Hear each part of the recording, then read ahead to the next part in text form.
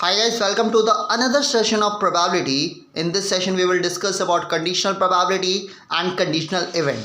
Also, we will discuss about few more topics regarding conditional probability, some properties and some problem as well. So before to talk about conditional probability, we must think about what is conditional event. Have you ever think what is conditional event? Which kind of event is referred as conditional event? What the condition mean in that situations? Have you ever think? आपके आसपास इतनी सारी समस्याएं हैं जहां पे आपको conditional event देखने को मिलता है। क्या आपको समझ में आता है कि कंडीशनल इवेंट क्या होता है?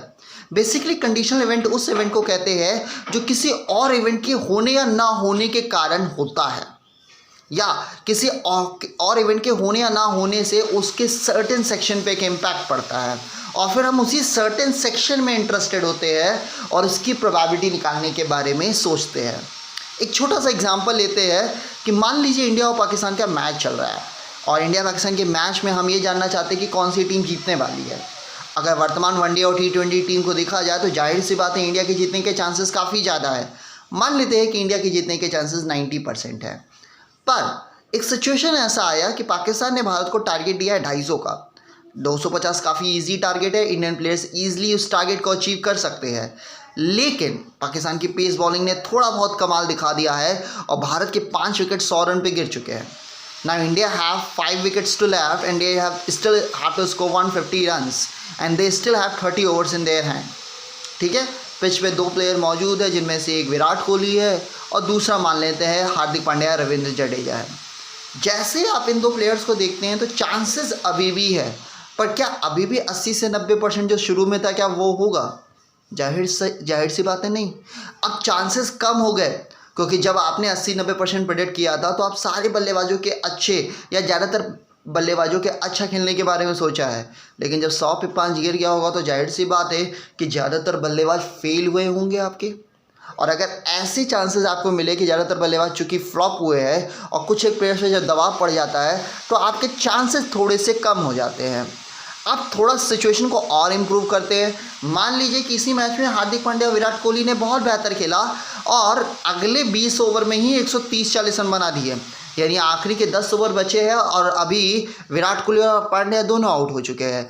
बोर्ड पे सिर्फ 20 रन है, लेकिन एक प्लेयर जडेजा मौजूद है और 20 रन है और 10 ओवर का मैच बचा है। इंडिया के जीतने के चांसेस अभी भी काफ़ी ज़्यादा होंगे क्योंकि 20 रन बनाना 10 ओवर में किसी भी तरह के टैलेंडर्स के लिए भी बहुत ज़्यादा मुश्किल नहीं होता, सामान्य था।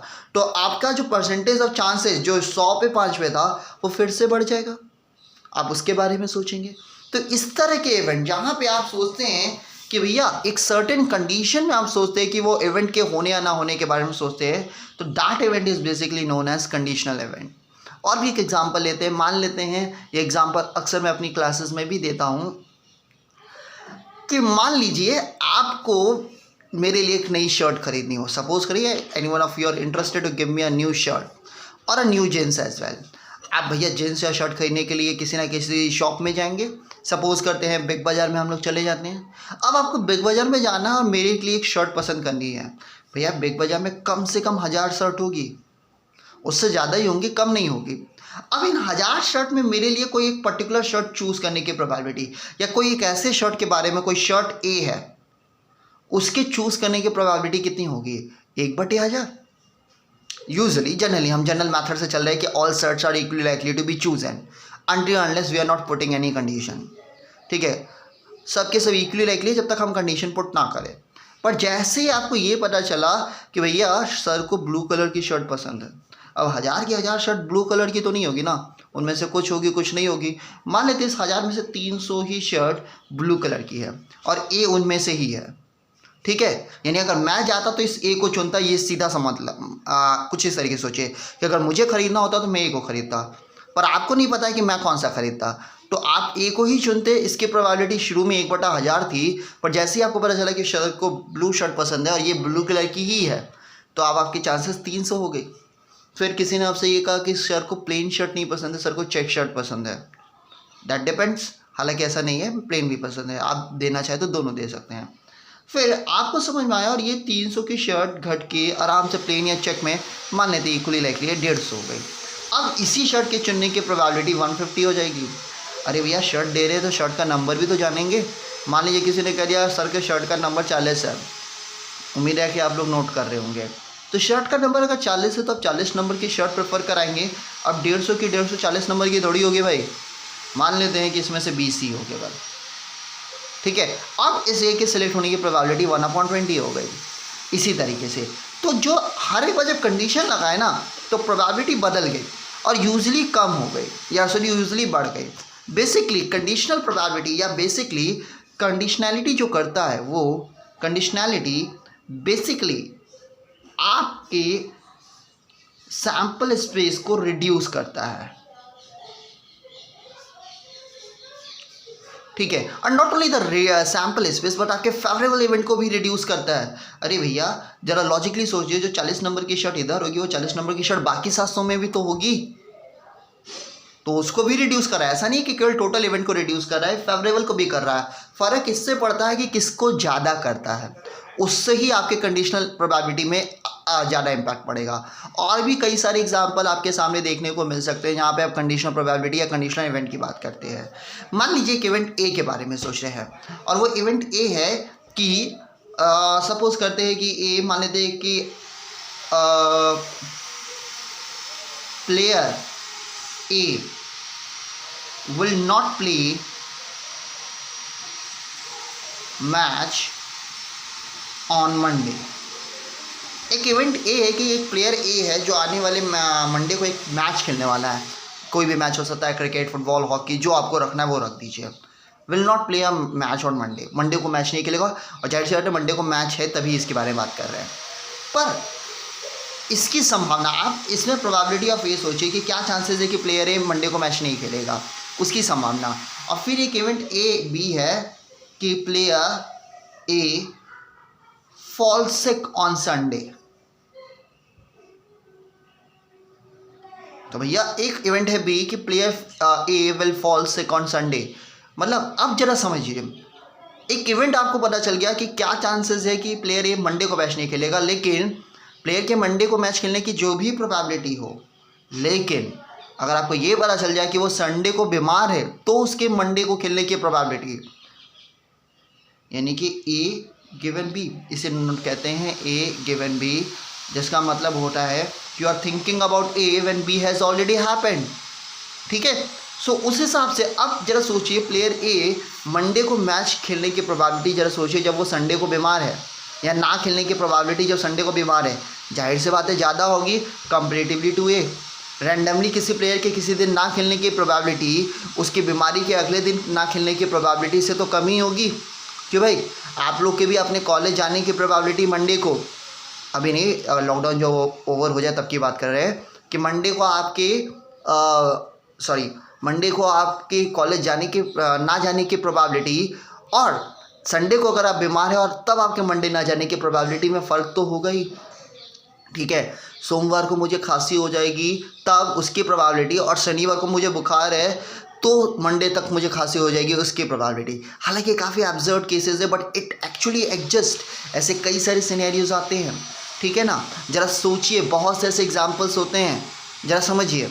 अब एक इवेंट आप मान लेते हैं कि भैया हमारे देश की जो अनएम्प्लॉयमेंट की समस्या है वो दूर हो जाएगी, इसकी प्रोबेबिलिटी आने वाले 5 साल में हमारा अनएम्प्लॉयमेंट रेट घट जाएगा 3 से 4%, इसकी प्रोबेबिलिटी, और सरकार बदलने या सरकार ना बदलने में हमारा जो अनएम्प्लॉयमेंट रेट घट जाएगा उसकी प्रोबेबिलिटी अलग अलग होगी, क्योंकि जब नेता बदलेगा या नेता वही रहेगा तो नेतृत्व में फ़र्क पड़ता है, जिसका इम्पैक्ट पड़ेगा आपके डेटा सेट पे। हर तरह की सिचुएशन में आपको कंडीशनैलिटी देखने को मिलती है, और कंडीशनैलिटी का किसी के इवेंट में होने या ना होने में बहुत इम्पैक्ट होता है, ठीक है। आपका बिना पढ़े एग्जाम क्लियर करने की प्रोबेबिलिटी बहुत कम है, माइनर सा है, ऑलमोस्ट जीरो है, लेकिन पढ़ के क्लियर करने की प्रोबेबिलिटी थोड़े से बेटर चांसेस है। ढंग से पूरा एफर्ट डाल के पढ़ के क्लियर करने की प्रोबेबिलिटी काफ़ी बेहतर हो जाएगी, यानी कंडीशनैलिटी का इम्पैक्ट पड़ता है। आइए अब कंडीशनल प्रोबेबिलिटी की जनरल डेफिनेशंस की तरफ बढ़े। कहते हैं on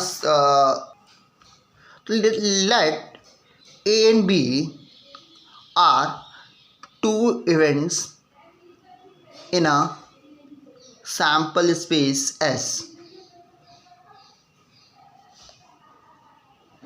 then probability of happening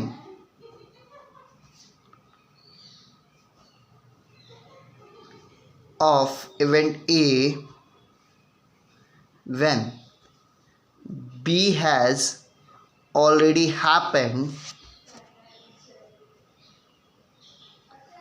is called conditional probability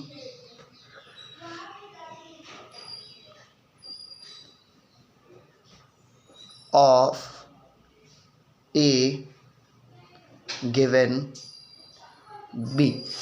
So basically you are talking about probability of happening A when any other event B has already happened. That is actually called conditional probability, and it is referred as conditional probability of A given B. It is denoted by probability of A given B. Now try to think what actually happened. Conditional probability करता क्या है? जब आप बात करते हो ना, एक मान लेते एक सैम्पल स्पेस, तो आपके पास अगर एक जनरल सैम्पल स्पेस है जिसमें दो इवेंट है ए, एक इवेंट है बी, ठीक है, this is your event A and this is your event B, और ये है आपका सैम्पल स्पेस, ठीक है। आप इसमें जरा सोचिए, आपको ए के होने की प्रोबेबिलिटी जब निकालनी होती है, जनरली प्रोबेबिलिटी ऑफ ए क्या होता है आपका? N of A upon n of S. N of A का मतलब नंबर ऑफ एलिमेंट्स से नहीं, upon number of elements in S. Generally in case अगर मान लीजिए कंटिन्यूअस है तो area of A upon area of S कर लेते हैं। पर जरा सोचिए, ए गिवन बी में एक टर्म कहा गया है कि event A when B has already happened. अब जरा इस ए को यहाँ ढंग से देखिए तो ए यहाँ दो हिस्सों में बटा है, एक हिस्सा ये वाला और एक हिस्सा ये वाला। ये हिस्सा आपको बताता है कि ए तो हो रहा है लेकिन बी नहीं हो रहा, और ये हिस्सा बताता है, जरा समझिएगा, कि ए हो रहा है और बी भी हो रहा है।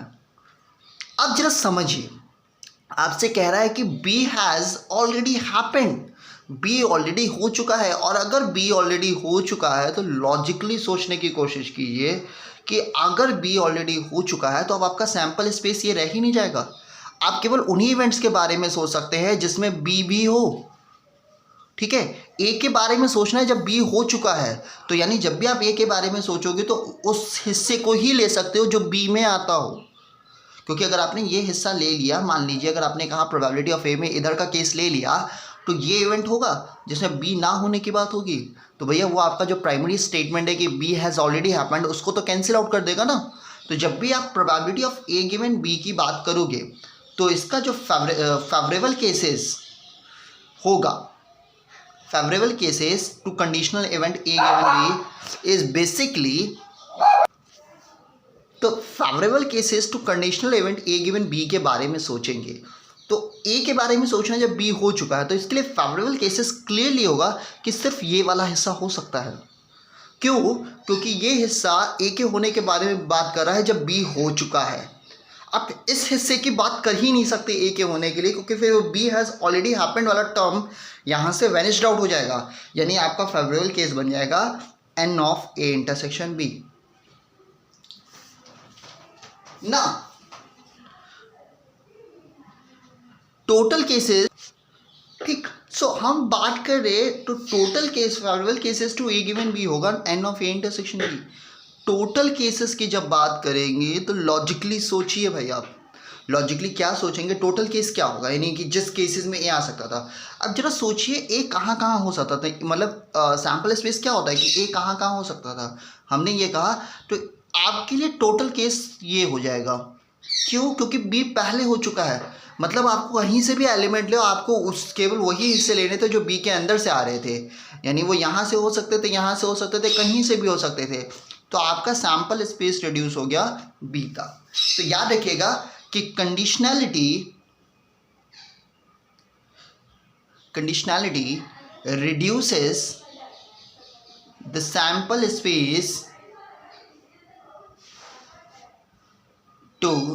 space from universe, जो कि यहाँ पे बेसिकली एस था, टू गिवन इवेंट बी। और गिवन इवेंट बी कहने का मतलब है जो इवेंट पहले हो चुका है वहाँ तक रिड्यूस कर देगा, तो आपका टोटल केस हो जाएगा एनओपी। और लॉजिकली भी सोचिए तो बात सही भी है ना भाई, जो इवेंट पहले हो चुका है। अब आपका पहले जरा सोचिए, जो जैसा कि इस एग्जाम्पल पिछले वाले एग्जाम्पल में दिए थे कि सैम्पल स्पेस 1000 शर्ट थी, फिर आपने कहा कि नहीं भैया ब्लू शर्ट आपको पता चल गई, तो यानी आप जो भी लेंगे 100 ब्लू के हिसाब से ही लेंगे, तो आपका सैम्पल स्पेस 1000 से रिड्यूस होकर 300 हो गया। ठीक है, तो आप 300 के बारे में सोचने लगे।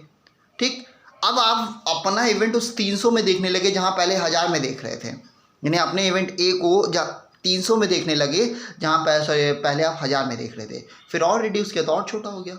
तो conditionality basically reduces your sample space and favourable cases both.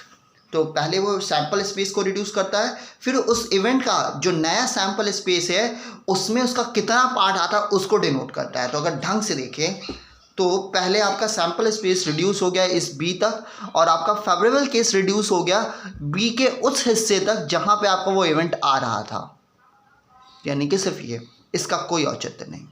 ठीक, सो फेवरेबल और अगर फेवरेबल और वो पता चल जाएगा तो clearly probability of A given B क्या हो जाएगा आपका, n of A intersection B favourable upon total. क्यों? This is your desired formula of conditional event. अब थोड़ा सा इसको सिंप्लीफाई करने के लिए आप क्या करते हो ना, दोनों तरफ ऊपर नीचे आप सैम्पल स्पेस से डिवाइड दे देते हो। ठीक, और ये आपका हो जाता है probability of A intersection B upon probability of B. जहाँ तक मुझे याद है, जिन्होंने मेरी क्लास नहीं की है उन्होंने बस डायरेक्टली ये फॉर्मूला पढ़ा है, कभी समझने की जहमत तो उठाई नहीं होगी कि भैया क्यों, ठीक है, क्यों ये फॉर्मूला कैसे आया होगा। खैर, अगर जिन्होंने क्लास की है मेरी उनको इस बात का आइडिया होगा, क्योंकि क्लासेस में इससे पहले भी इसके बारे में चर्चा की गई है, यानी पहले भी अगर किसी ने मेरा कंडीशनल इवेंट का क्लास किया हो, वीडियो देखा हो, तो उसको इस बात का आइडिया होगा। तो उम्मीद है ये बात आपको समझ में आ रही होगी कंडीशनल इवेंट क्या होता है। अगर मान लीजिए बी गिवन ए की बात होती है, यानी सिमिलरली अगर आप बात करते प्रोबेबिलिटी ऑफ बी गिवन ए की, तो जाहिर सी बात होती है वो फॉर्मूला होता probability of A intersection B upon probability of A. ठीक है, अब एक चीज़ ये भी याद रखिएगा, एक चीज़ यहाँ पे बस डिफाइंड होगा, चूंकि बी आपका ऑलरेडी हैपेंड हो गया, यानी बी आपका नया सैम्पल स्पेस हो गया, तो सैम्पल स्पेस कभी भी जीरो नहीं होता, ना सैम्पल स्पेस कभी भी नल सेट नहीं हो सकता। यानी यहाँ पे एक चीज़ याद रखिएगा, B can't be a phi, can't be a null set. Why it can't be a null set? क्योंकि अगर ये नल सेट होगा तो भाई उसके अंदर से ए के बारे में सोचना पॉसिबल ही नहीं होगा, जाहिर सी बात है। तो B can't be a null set, that is probability of B can't be a zero. अब कांट बी अ जीरो का मतलब है कि प्रोबेबिलिटी ऑफ बी की वैल्यू जीरो से बड़ी और 1 के बराबर या छोटी हो सकती है, जनरली छोटी होती है, but that could be a case. और यही बात इस पर भी लागू होगी, अगर ए पहले हुआ होगा तो ए कांट बी अ फाई, यानी कि probability of A can't be zero. This is what the definitions of conditional probability. जरा इसी कंडीशनल प्रोबेबिलिटी की मदद से ना आप इंडिपेंडेंट इवेंट के बारे में सोचिए। आप लोग इंडिपेंडेंट इवेंट के बारे में बहुत कुछ जानते हैं, जिन्होंने पहला लेक्चर अटेंड किया होगा उन्हें इंडिपेंडेंट इवेंट के बारे में आइडिया होगा। इंडिपेंडेंट इवेंट हम कहते हैं कि दो इवेंट्स ए और B, two events A and B are said to be independent if happening or non-happening of one does not affect other। ठीक है ना, मतलब एक के होने ना होने से दूसरे को कोई फ़र्क ही ना पड़े, तब कहते हो कि वो इवेंट इंडिपेंडेंट है। लॉजिकली बड़ा सही बात है, ऐसा होना भी चाहिए। इंडिपेंडेंसी का मतलब ये कि दोनों एक पे कोई भी डिपेंडेंसी होल्ड नहीं करेंगे, और डिपेंडेंसी होल्ड नहीं करेंगे इसका मतलब है कि एक इवेंट कोई भी रिजल्ट है दूसरे को कोई फ़र्क नहीं पड़ता।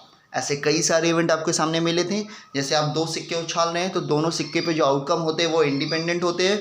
पहले पे हेड आए तो उससे दूसरे को कोई फ़र्क नहीं पड़ता, या एक ही सिक्के को अगर 2 बार उछाले तो पहले पे हेड आए उससे दूसरे टॉस को कोई फ़र्क नहीं पड़ता कि दूसरे पे भी हेड आए, ये ज़रूरी नहीं है। ऐसे और भी केसेस हैं जिनके बारे में आप सोच सकते हैं, ठीक है ना। 2 बच्चे अगर एग्ज़ाम दे रहे हैं तो एक के पास या फेल होने से दूसरे को फ़र्क नहीं पड़ता, अनटिल अनलेस दोनों नकल ना मार रहे हो एक दूसरे का। तो अगर नकल मार भी रहे हो तो अलग अलग मार रहे हो तो भी फर्क नहीं पड़ेगा। क्लियर है बात? अब कंडीशनल प्रोबेबिलिटी के हिसाब से सोचिए। कंडीशनल प्रोबेबिलिटी क्या कहता था कि अगर दो इवेंट ए और बी है तो ए के इवेंट ए के होने की प्रोबेबिलिटी बी के होने के बाद सोचनी थी। तो अगर probability of A given B यहां सोची जाए तो लॉजिकली बताइएगा क्या होना चाहिए फॉर्मूला एक्चुअली में आपका, कि अगर चूंकि event A and B are independent है, अगर ए और बी ये आपका इंडिपेंडेंट इवेंट है तो लॉजिकली जरा सोचिएगा, थोड़ा दिमाग लगा के अच्छे से इंसानों की भांति सोचिएगा। अगर दो इवेंट इंडिपेंडेंट है तो कोई इवेंट पहले होए ना होए उससे दूसरे को भी तो फर्क नहीं पड़ेगा। यानी अगर ए गिवन बी निकाल रहे हैं जब ए और बी इंडिपेंडेंट है, यानी probability of A given B, B has already happened, but चूंकि इंडिपेंडेंट है तो पहले हो बाद में हो साथ में हो कहीं भी हो क्या फ़र्क पड़ता है, यानी इसकी वैल्यू ए की प्रोबेबिलिटी के बराबर ही होगी।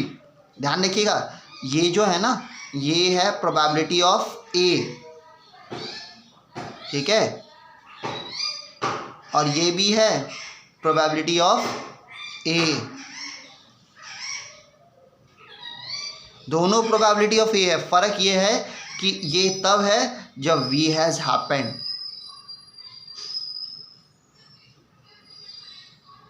और इसमें ऐसा कोई कंडीशन नहीं है। ठीक है, ए गिवन बी और probability of A given B और प्रोबेबिलिटी ऑफ ए दोनों ही एक ही प्रोबेबिलिटी को डिफाइन करता है। बस ए गिवन बी ये कहता है कि बी हो चुका है, यानी सैम्पल स्पेस यहाँ रिड्यूस होता हुआ कहेगा, और इसमें नहीं। पर चूंकि ये इंडिपेंडेंट है तो सैम्पल स्पेस क्यों रिड्यूस होगा, कोई फ़र्क ही नहीं पड़ने वाला उसको। जब अगर आप इंडिपेंडेंट है और अगर किसी एक के होने से अगर दूसरे का सैम्पल स्पेस रिड्यूस ही हो गया तो फिर वो इंडिपेंडेंट कैसे हो जाएगा। लॉजिकली सोचिए ना भाई, थ्योरेटिकली सोचिएगा। ठीक है, so if two events are independent then conditional probability is equal to unconditional probability. So another definition that you can use, A and B are said to be independent if conditional probability of A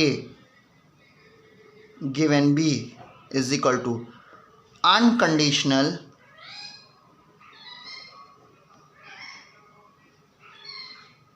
probability of A। ठीक, so basically conditional probability of A given B is equal to unconditional probability of A, जिसके बारे में आप बात करेंगे।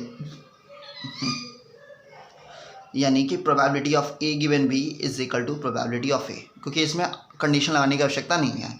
ए given B आपका होगा A intersection B upon probability of B is equal to probability of A, यानी कि probability of A intersection B is equal to probability of A dot probability of B. ठीक है, और जब ऐसा हो ना प्रोबेबिलिटी ऑफ ए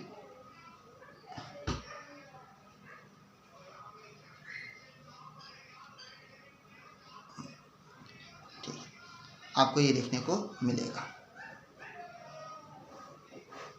तो this is your the required conditions when two events are independent in terms of probability, then probability of A intersection B is equal to probability of A dot probability of B, probability of A given B is equal to probability of A।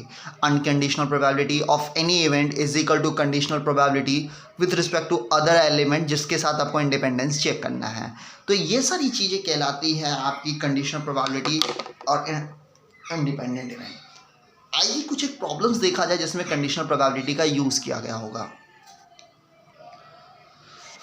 Okay, consider a particular problem that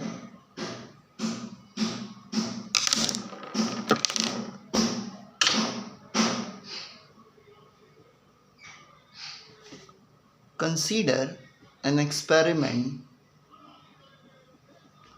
of throwing two dice simultaneously.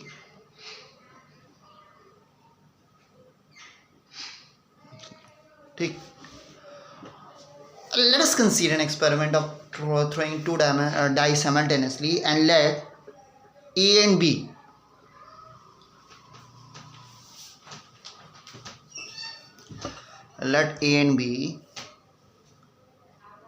are the upper faces of both die.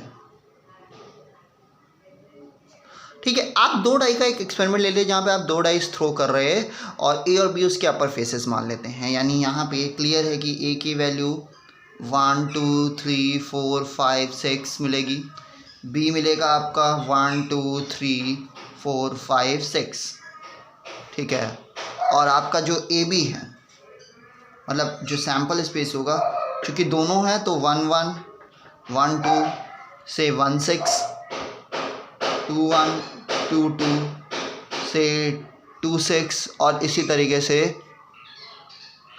6 1 6 2 से लेके 6 6, यानी total 36 cases मिलेंगे। यानी अगर इसको S से भी denote कर दें तो नंबर ऑफ सैम्पल स्पेस तो क्लियरली 36 है।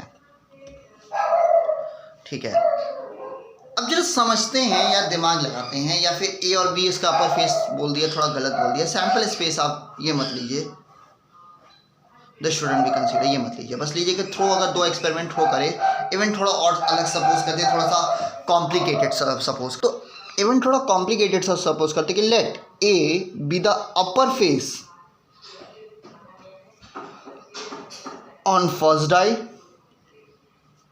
तो ए की जो वैल्यू होगी वो 1 2 3 4 5 6 में से कोई भी हो सकती है, and B the sum of the upper faces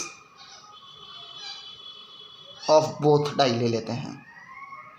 ये ज़्यादा अच्छा एग्जाम्पल होगा। तो आप जरा सोचिए probability of b is equal to 9 क्या होगा। b का सम 9 हो, इसकी प्रोबेबिलिटी कितनी होगी। मतलब b आपका सम है तो b 2 से लेके 12 तक कोई भी वैल्यू हो सकती है। 9 कब कब आ सकता है, यानी ये कौन कौन से केस में आ सकता है। b इज इक्वल टू 9 1 1 में आएगा क्या, नहीं ना। 3 6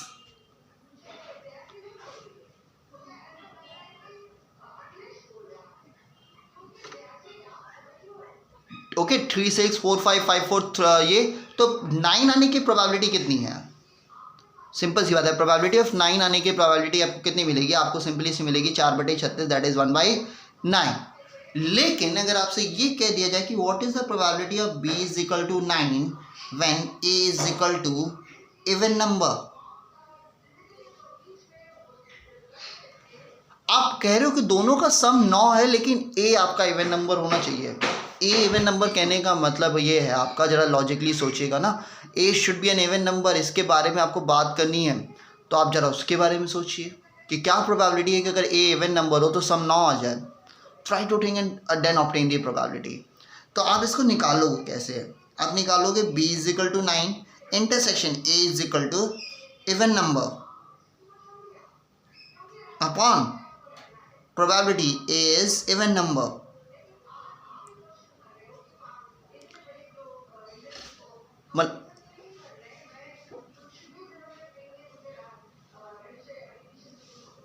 मतलब सम आपका 9 आना चाहिए और ए इवन नंबर होना चाहिए, पहला फेस इवन होना चाहिए। तो जब देखिएगा 3 6 4 5 5 4 इसमें पहला फेस इवन नंबर सिर्फ इन 2 केस में है, यानी आपका फेवरेबल केस तो 2 है और टोटल केस इवन नंबर कितने में आता है भाई। अगर 1 से लेकर 36 और टोटल 36 केसेस में से 18 ऐसे केसेस होंगे जहाँ पे इवन नंबर होगा ए की वैल्यू 2 1 2 2 2 3 2 4 2 5 2 6 4 1 6 1 2 कुल मिला के 36 होंगे, यानी कि it will be 1/9। Again it is 1/9 and this seems to be equally likely, but actually this is an idea where you can go for this। तो आइए जरा इसी हिसाब से सोचिए, या फिर आप एक और प्रोबेबिलिटी निकालिए कि क्या प्रोबेबिलिटी है कि सम is 9 given that one face is odd. मतलब कम से कम एक फेस ऑड हो और ये आपको बताना है, तो आप इसको कैसे निकालोगे। Probability some is 9 upon probability given one face is odd। अगर वन फेस ऑड है तो सम के 9 आने की प्रोबेबिलिटी बतानी है। वन फेस ऑड है ये कहा गया आपसे, तो वन फेस ऑड के कितने केसेस होते हैं बेसिकली, आपको अगर कभी आप ढंग से देखें तो डेट डेट इज एक्चुअली 27। ठीक है, निकालने का तरीका बता देते हैं कि आप क्या करो कि दोनों फेस 7 वाले केसेस को घटा दो, तो दोनों फेस 7 वाले 9 केसेस होते हैं, दोनों फेसेस ऑड वाले भी 9 होते हैं, और एक फेस ऑड एक फेस इवन वाले आपके 27 केसेस होते हैं। वन फेस इज ऑड ना, तो इट शुड बी ओनली 18, केवल एक फेस ऑड हो। ठीक है, अब जरा समझते हैं, जब आपके पास 18 केस है और सम इज 9, तो अगेन 4 सम 9 को कि भैया जो ये सम 9 मिल रहा है 3 6 4 5 5 4 6 3, इसमें कम से कम एक ऑड नंबर तो है ही, तो ये चारों केस आएंगे। ठीक है, और यहाँ लिख लीजिएगा exactly one face is odd, थोड़ा अब ज़्यादा ही सही पड़ेगा, तो it would be 2/9। Probabilities change, यानी अगर आपने कंडीशंस बदली तो प्रोबेबिलिटी चेंज होता हुआ आपको दिखा। कुछ और प्रॉब्लम्स भी इस पर किए जाएंगे और कुछ और एक्सटेंसिव एग्जाम्पल भी लेना है आपको, कुछ और थ्योरम्स के बारे में भी बात करनी है, तो थोड़ा सा पढ़ते रहिए, फिर इस विषय पे और आगे बात की जाएगी।